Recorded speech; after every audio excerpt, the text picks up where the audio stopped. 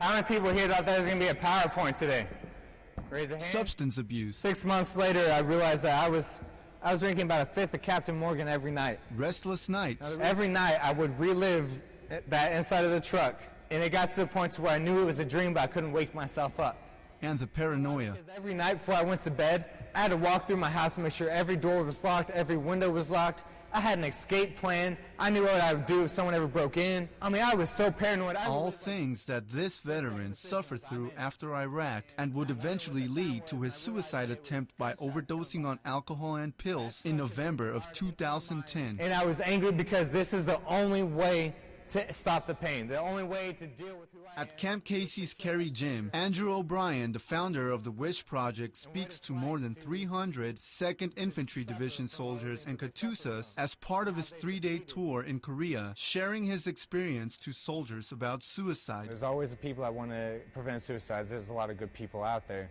But what I'm doing is I'm taking my personal experience of a suicide attempt and I'm speaking to the audience. You know, just now after the speech, I had a lot of guys come up to me, and you know, a lot of them were really touched by what I said because they know personally that they've experienced it.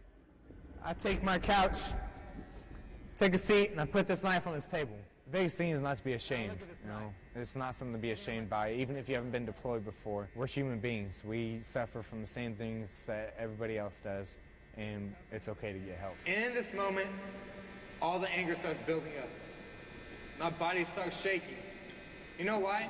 It's because through the WYSH project, Andrew is able to travel all over the world and encounter many experiences. The sergeant came up and he was tearing up in his eyes and he was having a hard time talking and he was choking, and that really had the biggest effect on me. It makes me realize that even if that was the only person in this whole room that I affected, at least I got to someone. I'm in a room of over probably about 200 soldiers right now. I just told you all how I tried to kill myself. Specialist Pedro Amador, Camp Casey, Korea.